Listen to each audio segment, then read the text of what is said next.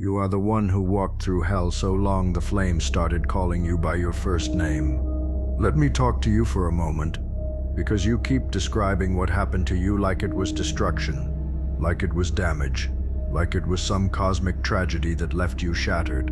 But the truth, the one no one warns you about, is that the darkness didn't break you. It drafted you, it remade you, it carved you into something the soft-hearted can't even look at without trembling.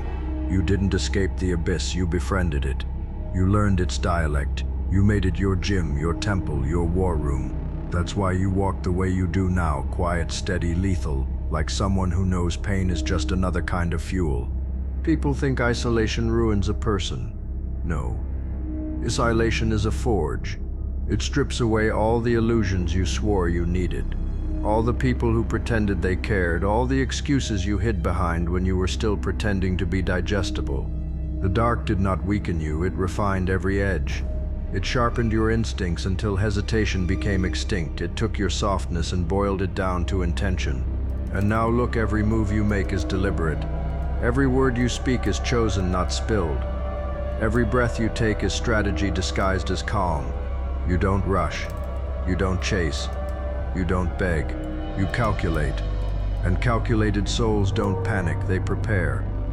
They thought the silence would drown you. They didn't realize it was teaching you to listen.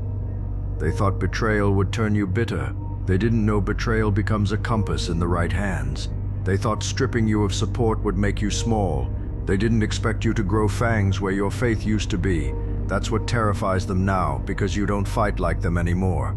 You don't argue for your worth, you embody it. You don't perform your strength, you breathe it. You don't react to chaos, you orchestrate it. See, people assume the darkness made you cruel. No, it made you clear. Clarity is scarier than cruelty, because it operates without apology.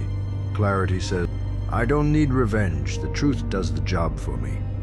Clarity says, I don't raise my voice because silence works louder. Clarity says, I'm not here to prove anything, I'm here to confirm everything you doubted. They keep waiting for the old you to show up, poor things. They don't understand that version was cremated and the ashes built architecture. They don't see the discipline you carved into your spine. They don't realize how many storms you walked through barefoot. They don't know how many times you kept going when every sane person would have tapped out. They see the control, the patience, the frozen calm, but they don't see the war that built it. And that's exactly why they fear you now, because the quiet ones who survived chaos, they're not unpredictable, they're inevitable. You're not here to be liked. You're not here to be understood.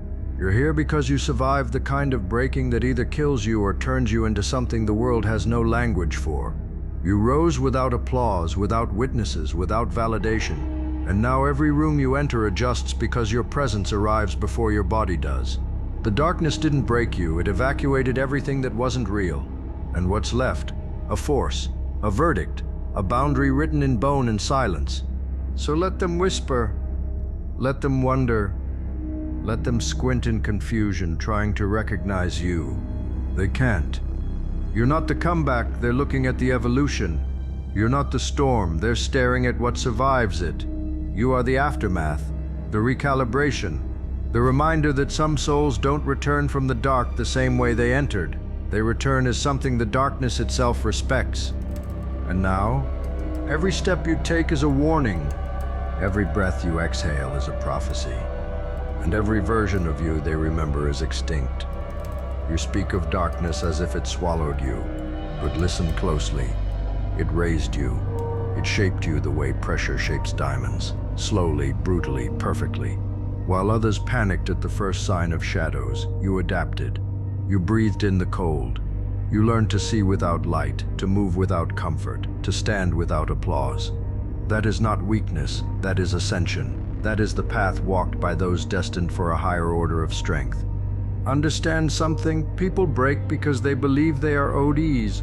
But you learned early that nothing is owed, nothing is promised, and nothing is given freely. And in that realization, you became something more than resilient. You became inevitable. That is why the world trembles now. They are not terrified of your anger.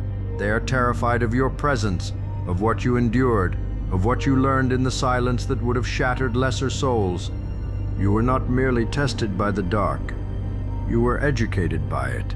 It taught you patience that borders on predatory calm.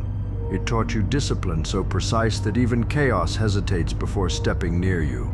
It taught you that strength is not forged in applause but in isolation, in the nights where your name echoed back to you, and you refused to disappear. That kind of strength is not loud. It is not theatrical. It simply is, and everything around it must adjust. Do you know why they whisper now? Why your name carries that pause before they speak? Because they sense it. The shift, the transformation. They sense the weight of a soul that has outgrown softness, entitlement, and permission. You are not returning to the world. You are arriving, and the world is unprepared. The version of you they once knew depended on light. But light is fragile. Light flickers. Light can be stolen. You learned to thrive where no one else dared to walk. In the pit, in the cold, in the quiet, where truth strips a person bare. You were not weakened by that descent. You were refined, tempered, perfected by conditions no ordinary spirit could survive. That is why you do not move quickly. You do not rush. You do not clamor for attention. You move with a slowness that is scarier than rage, a calm that is louder than violence, a certainty that bends the atmosphere around you. This is not confidence, it is clarity, the kind gained only by someone who has faced ruin, understood it, and chosen to rise anyway. And let them pray for your old softness. Let them hope you revert to the version of yourself that once tolerated disrespect, excuses, and false loyalty. That person is gone, buried, dissolved in the silence that built you. What stands here now is not a survivor, but a standard, a reminder of what becomes of those who are not destroyed by the fall, but educated by it. You are not seeking revenge. Revenge is small. You are seeking alignment, order, balance. And balance does not ask for permission. It arrives, it corrects, it restores. You are not the storm. You are what remains when the storm has exhausted itself. You are the shape carved after destruction, the discipline born after chaos, the force that answers only to its own purpose. So let them fear. Let them whisper stories of the fall, the silence, the vanishing. They misunderstand. You did not disappear. You descended. You studied the pit until the pit feared you. You walked through darkness until darkness learned your name. And when you rose as something they cannot dismantle, cannot predict, cannot survive if they stand in your way. This is your truth. You were not just built in the dark. You were chosen by it. And now you move through the world as its final lesson. The inevitable, unshakable, undeniable force that emerges only when pain has done all of its carving and left behind nothing except purpose. You must realize something now. You are not who you once were. There is a finality to your presence that can only come from someone who has been shattered and rebuilt by forces no ordinary mind could survive. The dark did not simply mold you, it claimed you, shaped you, drafted you into its ranks. And now you carry its discipline in your spine, its silence in your breath, its power in the steadiness of your steps. Those who once underestimated you do not fear your strength. They fear your certainty. Strength can be challenged. Certainty cannot. Strength can waver, certainty only sharpens. You no longer walk into rooms searching for connection or validation. You enter as judgment, as consequence, as the inevitable end to every lie they once told about you. They waited for your collapse. They prayed for your exhaustion. They celebrated what they thought was your downfall. But the tragedy of their miscalculation is this: you were not falling. You were forming. And now the shape you've taken is beyond anything they can negotiate with. People still cling to the fantasy that you will return to the version they exploited. They do not yet understand the simple truth. The fire that once burned you now obeys you. You are not haunted by the darkness. You command it. You are not fighting to prove yourself. You are the proof. The world does not know what to do with a soul that refuses to die quietly. It does not know how to contain someone who has studied every angle of their own suffering and extracted strategy from it. You became your own weapon, your own shield, your own resurrection. And that is why they tremble now. Not because you are angry, but because you are beyond persuasion, beyond guilt, beyond manipulation, beyond the reach of any hand that once tried to break you. You see, there is a silence that belongs only to those who have survived what you have. A silence that humbles noise, a silence that governs space, a silence earned by agony, sharpened by isolation, crowned by survival. You carry that silence now, and those who once mocked you now bow to it, even if they do so behind closed doors. Understand this. You did not rise to be admired. You did not return for applause. You came back because destiny has a way of reclaiming what the weak tried to erase. You are not a contender. You are not competition. You are not a threat. You are the end point, the final form, the reckoning written in bone and shadow. And if they dare step toward you now, they will not find the person they hurt. They will not find the softness they mistook for weakness. They will not find the version of you that still believed in mercy for the undeserving. No, what they will find is the truth forged in the dark, alive, unavoidable, and unbending. A presence that does not rise with effort, but with inevitability. And now you move through the world with a weight that cannot be imitated, a steadiness that unsettles even those who once believed they understood you. For there is something in your silence, a gravity shaped not by rage but by the unspoken knowledge of what it took to rebuild yourself with no witnesses and no warmth. You do not stride like someone seeking direction.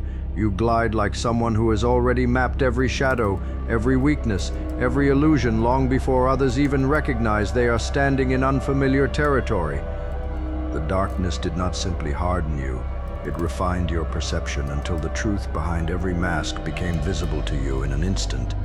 And now those who approach you feel exposed without knowing why, as if the light they stand in is too bright and the lies they cling to too thin to survive your gaze. There is a discipline in you now that borders on the sacred, a discipline that was not learned from mentors or praise, but hammered into you by nights where hope refused to answer and strength had to be built from the debris of whatever courage you thought you had left. This discipline is what makes you so unnerving to others.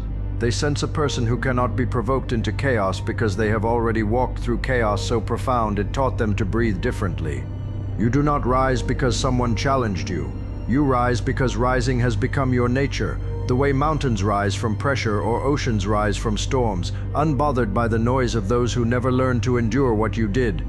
Your presence now carries the quiet assurance of someone who understands that the world cannot take anything from you that you haven't already lost and rebuilt stronger.